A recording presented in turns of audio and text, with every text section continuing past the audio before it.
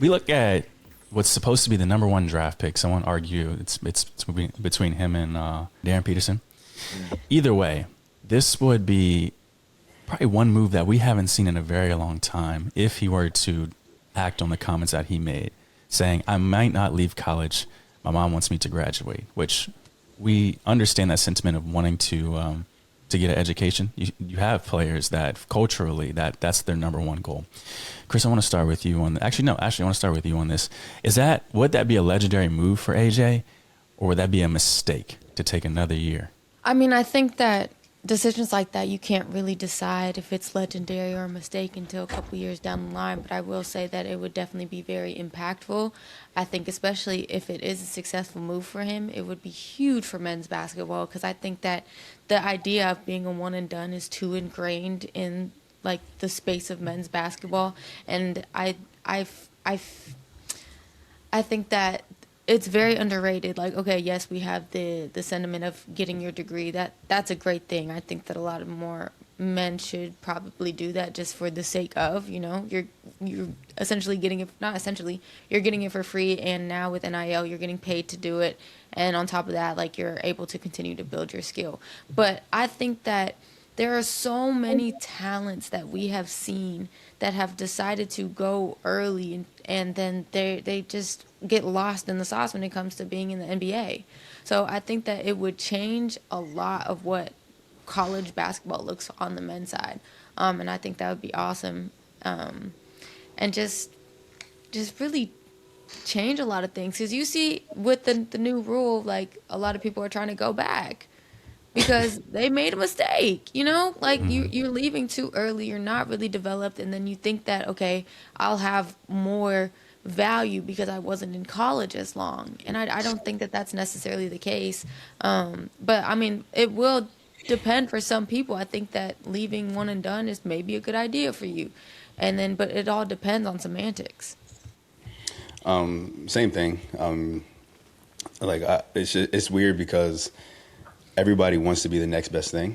And then you have superstars who are not doing one and done, like, Curry, for example. Like, he didn't do a one and done, but he built himself. He was able to develop himself and be able to get there. I think it's a great marketing thing by AJ, because, like, he's controlling the narrative. Like, if I want to do this, like, he's good enough to actually say that. Like, if I want to stay, I can stay, because if I want to make my mom happy and I want to do what's best for me, like, after basketball, then okay. But if not, I'm good enough to go to the league right now. And he's not missing any money. Like, he's not missing any money, really. Like, well, he is, but he's not missing that much money at the age of 18 when it comes to, like, in comparison. Like, he can make more money, but at the same time, he's not, like, struggling for money with the money he's getting now at BYU. So I think it's cool. I think that, like, touching on what Ashley was saying, like, I do think there needs to be a few more players that are not of his talent that need to stay in college a little bit longer, just to develop themselves and give themselves a better chance, higher draft pick or whatever it is. Like, because he even said it, like, do I think I'll be number one? Yes. Do I want to be number one? Yes. But yeah, I'm going to stay. I might stay just to make my parents happy. A lot of it was culturally, but at the same time, just overall, I think it's a good thing to just keep in mind for your career. What if he goes back, doesn't go in the NBA, and blows out his knee? Then what? It's a risk you got to take. Any injury is basketball. It's part of basketball. He can go to the league and get his first game and blow his knee out. That's a risk that you take regardless. And while it definitely is, like, not necessarily the same amount of money that you're going to get with an NBA contract, like, you're not struggling, you're still able to build that nest egg, and you're still able to build a great life off of that if that's something that happens. But at the same time, like, I don't see that as being a reason why you shouldn't get your degree and shouldn't, prepare yourself to come in and dominate as a rookie more than you would as, like, well, how old is he? As a young buck. Yeah. A couple more years definitely puts a lot of things in a different place for you as a rookie. Yeah, I'm going to give you damn near 60 million reasons why he's not going to BYU for one more year. No, in respect, I know he had a lot more money he could make, but brother, you can get your degree at any time. All right. You know what I'm saying? Steph got his later on in his career. So you can still make mama happy and get your degree eventually. All right. It's not like he's going to have to pay out of pocket for it. You don't think the Mormons at BYU ain't finna hook him up, even though he's not technically at school or walking on campus anymore? Come on now, y'all. They didn't give him $8 million as an 18-year-old for no reason. They can handle a little tuition and all that shit, even if he's not technically a full-time student. All right. But when AJ says he might stay in college for his degree, he is weighing roughly about $12.3 million in guaranteed year one against his NIL earnings. He's making $8 million this year. Year one in the NBA, 12.3 to be exact. For perspective, when LeBron James was the number one pick in 2003, his entire 4-year contract was $18.8 million. If he's the top pick, he will earn nearly that much in just the first 18 months in the league. Right? I feel like the real danger in AJ staying at BYU isn't just missing, 1 year of salary. It's kind of pushing back his eligibility of a designated rookie max extension, like a Supermax. By staying an extra year, he might be delaying a potential like $300+ million. So if he wants to stay and be drafted at 22, the chances of a Supermax is not very high. Because remember, by the time he reaches Supermax eligibility, let's just say hypothetically, he stays all 4 years, gets his degree, he gets drafted at the age of 22. When it's time for him to get that Supermax, he'll be 23, 24. By that time, you're going to be compared to your peers that are also at age 23, 24. And they're going to be like, you're not at the same caliber as them. Mm-hmm. Because they've been in the league for 6 years. You've only been in the league for 1 to 2. Why, and this is like a genuine question, why do you think that he would be compared to people in the league that are around his age rather than being the best possibly being the best option still in a draft? I'll give you a good example. Michael Carter-Williams. Michael Carter-Williams got drafted at 21. And he won Rookie of the Year, right? When it came time for him to get that rookie max extension, the reason why he didn't get it is because he was being compared to people in his age group, people that were already about 24, 25 years old. Who was 24 and 25 at that time? All NBA players. He wasn't that. So you're not getting all NBA money. Mm-hmm. They do that based on who are your peers. Who I'm comparing you to your peers, your age group. If you're just all you have on your resume is Rookie of the Year, but somebody the same age as you has all NBA, all stars, or all defensive, or whatever the case may be, yeah, you're not getting the kind of money he's getting. I'm not paying you the kind of money that he deserves as opposed to what your value says. Yeah, they typically look at the age factor too, especially with young players. Like I remember Wemby was a big thing with this recently because he came in the league at 18. Even though he had a really good year, you're not looking at Wemby as, this is his first year in the league. You're looking at how does he compare to other 18-year-olds, considering the longevity he could have. Like you come in the league as a rookie at 21, well, he has 3 more years on you, and so you look at what that longevity will look like for him. So I understand that sentiment a lot. I mean, we just talked about this in terms of Bronny, and like I know we had debates on why he got drafted, et cetera, but I mean, my big standpoint on him coming in the league is even if they wasted that pick, quote unquote, he's getting 1 year, a year early of training and figuring out what the league is like and being put into real life situations. I mean, similar to like real life people out here that have always complain about like, I want to stay in school, right, 1 more year and do this and that. But I've always been a fan of like, get real life experience, get real job experience, because that will teach you so much more. The same thing happens when you go into the league, early. And so I feel like with him, that would be my only thing. Like, yes, you can make $4 million. And I guess, when you're comparing that to like anything else in life, that's still a lot of money. Yes, you can take care of your mom. And Aaron's saying, like Supermax here, what's the difference? Like maybe 20, 30, 40 million. But when you're making that much money, does that really effing matter? So like just go into the league, get that experience, work with teams, get your name around and do what you have to do to excel in the future, and do it early so that you, like Aaron was saying, when you're being compared to people your age, you're being compared fairly. And so that would be my only thing. But Chris, from an NIL standpoint, how does that benefit NIL to have names stay rather than go? A couple of things about this whole topic. One, I'm going to address the NIL. This is great for NIL. NIL is essentially changing the narrative and the draft process. All right. step by step. The first part is NBA teams are always going to go young early because of the potential, which you guys have all laid out, right? If you go with a young player, a player that's a one and done, the way an NBA team sees it as he has not reached his potential. And the narrative has always been when you go with a college senior, a 22, 23-year-old, this is pretty much where he is. We watched him develop in college, and wherever he's at, it's probably where he's going to be.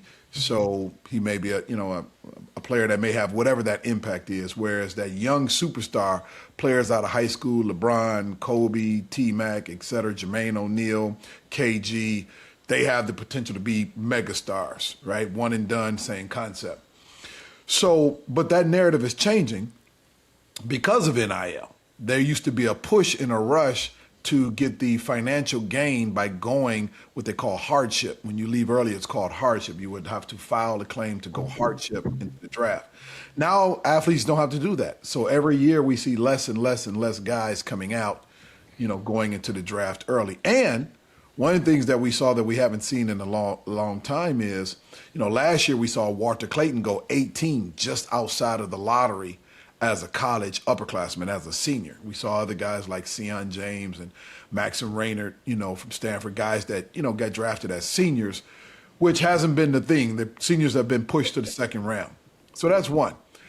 This year you have, I don't know how to say, Yaxels Landenberg from Michigan, is projected kind of in that same space, late first round. And you got guys like Ezra Asar out of USC that could be a very impactful senior coming in. So I think the narrative is changing, and I think college athletes are just getting older now. Outside of the ones that go one and done, pretty much everybody's going to be older. So that's that narrative. In regards to where Aaron was at, Aaron is spot on with it is a race, right? It's a race to that second contract where there's this financial security, this lifetime financial security. And obviously the rookie deal has changed and the value is significantly more. And of course he would be losing, leaving something on the table, by not going pro. But with all that being said, I'm not mad at the sentiment of saying, you know what, I'm not necessarily in a rush to go. And I believe he's a professional, he's a pro athlete at any point. He's still going to have to prove himself. And keep this in mind. The rookie deal is only 2 years fully guaranteed. Your third and fourth year are options to the team. So there's not this guarantee that you're going to have, the complete salary of that 4-year deal. The first 2 years are guaranteed. After that, you got to earn it. So, but let me just hit one more thing. He's not going to be the number one pick. So we can get off the number one pick. There's obviously Darryn Peterson is going to be the number one pick, and he may not even be the second pick. Because Cameron Boozer and, depending on where teams are at, teams may go with Boozer, teams may go with Caleb Wilson. If guys want a pure point guard, they may go with my nephew, Mikal Brown or Darius Acuff. So it's not clear cut either way. That being said, I do believe that the young man has a decision that whatever he chooses, choosing his own path, there's not the level of pressure that's typically there from a family pushing you to go. And I think that's a great thing for college sports. 2 years ago, obviously we know Wemby went number one. The last senior that was a lottery pick, he was actually a super senior too, a fifth year. That was Zach Edey, boy out of Purdue. Think about it. Wemby was 18 when he got drafted. Edey was 22, 23. By the time it's time for them to get their rookie max extensions, we know what Wemby gonna get. But Edey, it's like, nah. No doubt. You're not finna get what he's getting. And neither one of those dudes have any individual accolades whatsoever. Obviously, Wemby has better numbers, but the fact that Wemby's only 20, 21 years old, but yet you're 25, 26, yeah, I'm going to obviously give most of the money to this young dude. That's why that narrative has stuck. Right? That's why players are going, because there's those things at risk. But if he is unsure and he wants to satisfy some things with his mom, and he has this, because everybody that plays basketball, they're ultimately going to use their degree if they get a degree at some point, right? You're going to finish playing basketball in your 30s or you're in your 20s, your 30s, or if you're like LeBron and Kobe and others, you may make it to 40s. So you're going to do something else. You're going to have some level of, entrepreneurship or a job or something in that fashion. So getting that degree, I mean, I'm not mad at where he's at with it. I agree with you. You can always come back. But he is in a unique situation that he is going to continue to make significant money now and maybe similar money, a couple million here or there, and potentially feel like he's better prepared to extend his contract later by staying in college if he chooses that route. Not saying that that's the best route. You really think he could fall to third in the draft? It's a possibility. Yeah. Why? Yeah. I mean, because we thought he was going to be number one, but then here comes Darryn Peterson, here comes Boozer, here comes Darius Akov, here comes Caleb Wilson. He's not the only top prospect. It's not cut and dry this year. It's just not, because this year's draft is loaded with talent. There's no clear-cut number one, if you ask me. Whether it be Darryn Peterson or AJ or Boozer, no team can go wrong with either one of those guys, if we're being honest. I mean, you got people questioning Darryn Peterson, who I think all of us are clear that he is the best talent. But the fact that he hasn't been playing games, does he have an injury, people questioning his heart and desire and all of that could rob him of the number one pick. But I believe everyone in basketball from a scouting standpoint believe Darryn Peterson is the best talent. AJ may be overall, talented in a lot of areas. But I don't Boozer, very consistent. A big. Typically, when you have a guy that's a big and rebounding and things of that nature, his father played, his dad was very similar. So you have that narrative from the standpoint of we getting a true professional if we go with him. Darius Akov, is just ripping up the entire SEC. You had a Texas coach speaking highly of him, giving him praise, calling him the best player in the entire draft. In his mind, the best player that he's seen in the last 34 years.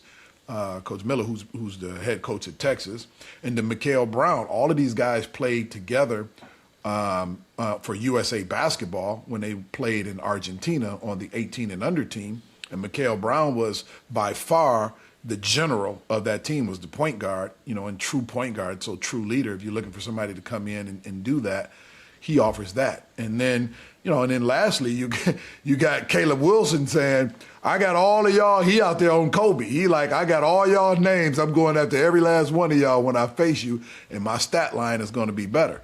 And then so many more other guys that we're not mentioning, which is there's a race, right? You got teams tanking. Everyone thinks it's just for the number one pick or for Darryn Peterson. Teams are taking to get in the mix. Teams are going to make trades, and there's a flurry of wanting to get in the mix with this draft with any of those guys. I would say in the top 12 or 14. So as Aaron alluded to, it's a very strong draft, top heavy for sure. I'm very excited when we look back at this specific draft the next 5-10 years to see where it aligns in terms of all-time drafts, because the talent is definitely there. And I'm really glad, even though he's mocked right now at 6th, 7th, and 8th, depending on what site you're looking at. But Akov is a tough bucket. And I've always been a fan of Detroit basketball. Well, from Detroit. Sorry.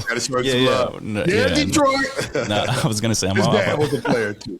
I've always been a fan of obviously Calipari's lineups and the way he's able to develop guards. I mean, he had D Rose, John Wall, Jamal Murray, SGA, Cat, yeah, Cat too. Yeah. Devin Booker, AD.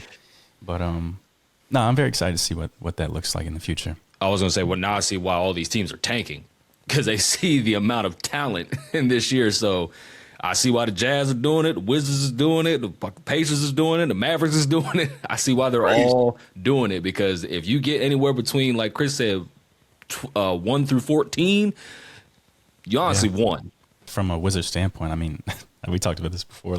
I am invested right now, and if they're able to get, any of these players, I would obviously try to stay away from some of the guards. So this is where I don't think Akov would fit with them, because you're already locked in on the young guards that you have now. But if you're able to get a Caleb Wilson, who all he has to do is improve his 3-point ball, yeah, he could be great. Keaton Wagler, who played at Illinois, 6'6", who come in and do some work. And even Boozer, yeah, man, that's crazy. Looks good, though.